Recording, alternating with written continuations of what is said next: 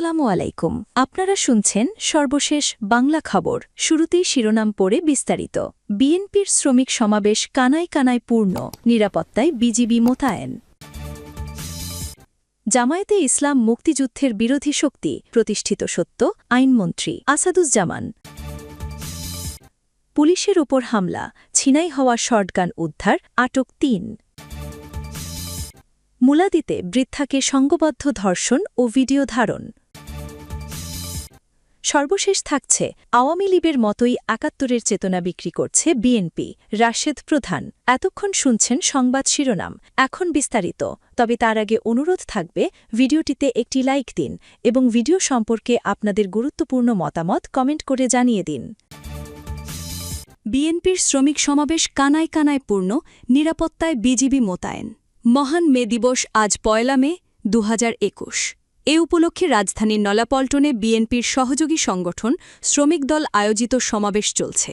দেশের সরকার গঠনের পর রাজধানীতে দলীয় উদ্যোগে এটাই প্রথম সমাবেশ।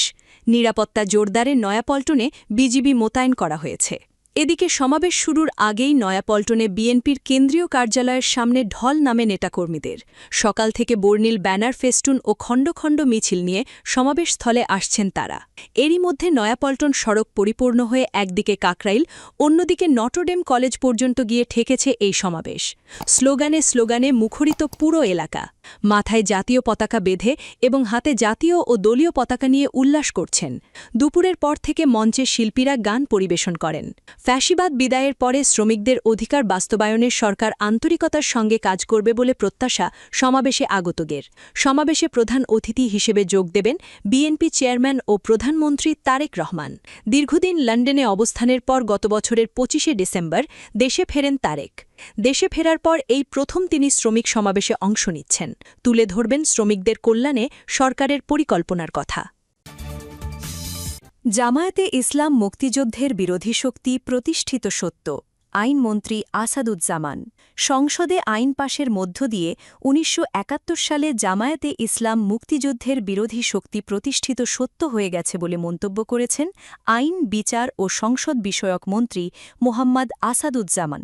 শুক্রবার ১ মে সকালে ঝিনাইদহের শৈলকুপায় মে দিবসের আলোচনা সভায় প্রধান অতিথির বক্তব্যে তিনি একথা বলেন। আইনমন্ত্রী বলেন, জামায়াতের পূর্বসূরিরা মহান মুক্তিযুদ্ধের বিরোধিতা করেনি, জামায়াতের তা অস্বীকার করার সুযোগ নেই। এই সংসদে আমরা জাতীয় মুক্তিযোদ্ধা কাউন্সিল সংশোধন আইন ২০২৬ পাশ করেছি।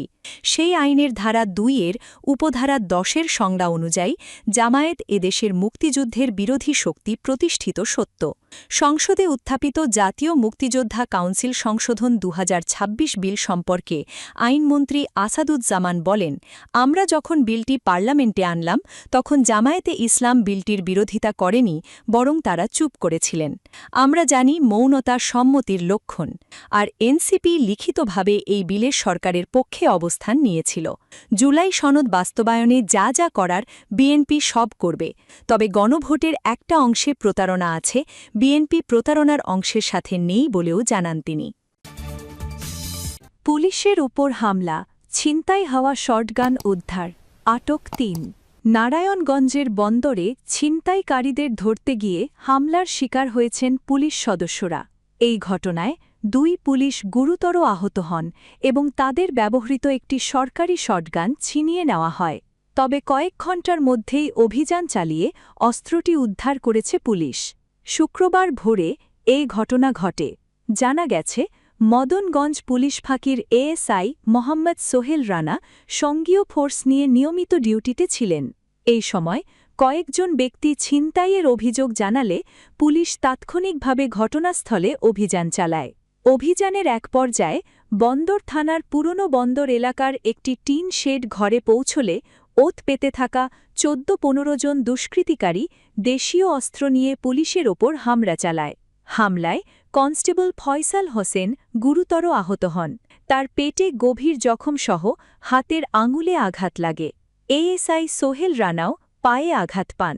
এই সময় হামলাকারীরা পুলিশের একটি শটগান ছিনিয়ে নিয়ে পালিয়ে যায়।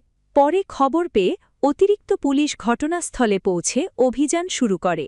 ভোর ৬:৩০টার দিকে একটি বেলগাছের নিচে পরিত্যক্ত অবস্থায় ছিনিয়ে নেওয়া শটগানটি উদ্ধার করা হয়।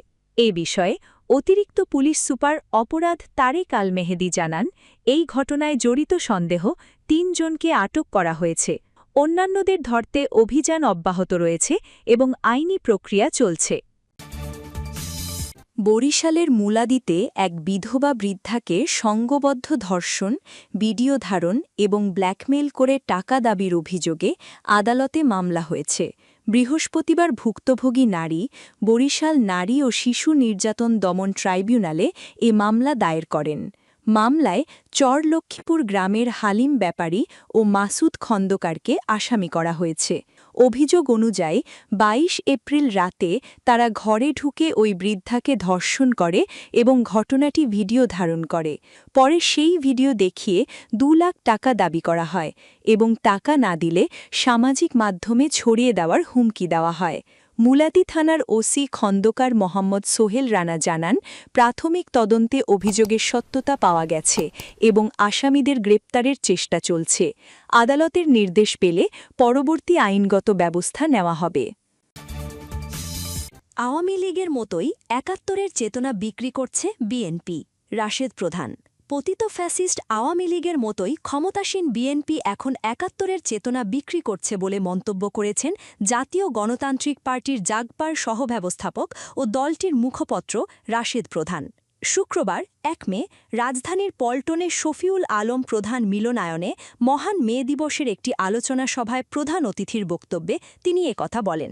শ্রমিক জাগপার ডাক গণভোটের রায়ে জুলাই সনদ বাস্তবায়ন শীর্ষক এ সভার আয়োজন করে শ্রমিক জাগপা। রাশেদ প্রধান বলেন, ত্রয়োদশ জাতীয় সংসদের প্রথম অধিবেশনের সিংহভাগ সময় ক্ষমতাসীন বিএনপি সরকার পতিত ফ্যাসিস্ট আওয়ামী আমলের শেখানো বুলি ব্যবহার করেছে। আগে ফ্যাসিস্ট শেখ হাসিনা এবং আওয়ামী লীগ জামায়াত শিবিরকে রাজাকার বলত। ভাগ্যের কি নির্মম পরিষাদ, সেই বিএনপি এখন ক্ষমতায় গিয়ে তাদের একসময়ের সঙ্গী জামায়াত শিবিরকে রাজাকার বলছে। তিনি বলেন, শুনেছিলাম যে যায় লঙ্কায় সেই হয় রাবণ। বিএনপিকে দেখে মনে হচ্ছে যেই ক্ষমতায় যায় সেই মুক্তিযুদ্ধের পক্ষের শক্তি হয়ে ওঠে। বাস্তবতা হল আওয়ামী লীগের মতোই এখন ৭১-এর চেতনা বিক্রি করছে বিএনপি। স্বরাষ্ট্রমন্ত্রীর বক্তব্যের কঠোর সমালোচনা করে জাগপা মুখপত্র বলেন, স্বরাষ্ট্রমন্ত্রী সালাহুদ্দিন সাহেব পবিত্র সংসদে বলেছেন যে নির্বাচন যাতে বিলম্বিত না হয় সেজন্য বিএনপি জুলাই জাতীয় সনদে আপোস করেছে।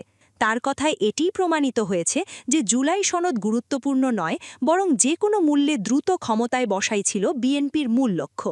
তার বক্তব্যে আরও স্পষ্ট হয়েছে যে ম্যানেজ ভোটের প্রধানমন্ত্রী নির্বাচনে বিজয়ী হওয়ার জন্য গণভোটে হ্যাঁ ভোটের পক্ষে মিথ্যা প্রচারণা চালিয়েছিলেন। নতুন করে আন্দোলনের ডাক দিয়ে রাশেদ প্রধান বলেন, আমাদের আবারও নতুন একটি গণ অভ্যুত্থান গড়ে তুলতে হবে। গণভোটের রায় বাস্তবায়ন করতে হবে। আমরা আর কোনো নতুন ফ্যাসিবাদ বরদাস্ত করব না। শ্রমিক জাগপা সভাপতি আসাদুজ্জামান বাবুলের সভাপতিত্বে এবং সাধারণ সম্পাদক মনোয়ার হোসেনের সঞ্চালনায় মে দিবসের এ আলোচনা সভায় আরও বক্তব্য রাখেন জাগপা সাধারণ সম্পাদক অধ্যাপক ইকবাল হোসেন, প্রেসিডিয়াম সদস্য আসাদুর রহমান খান, প্রকাশনা বিষয়ক সম্পাদক এস.এম. জিয়াউল আনোয়ার, যুব জাগপা সাধারণ সম্পাদক ইঞ্জিনিয়ার সিরাজুল ইসলাম প্রমুখ।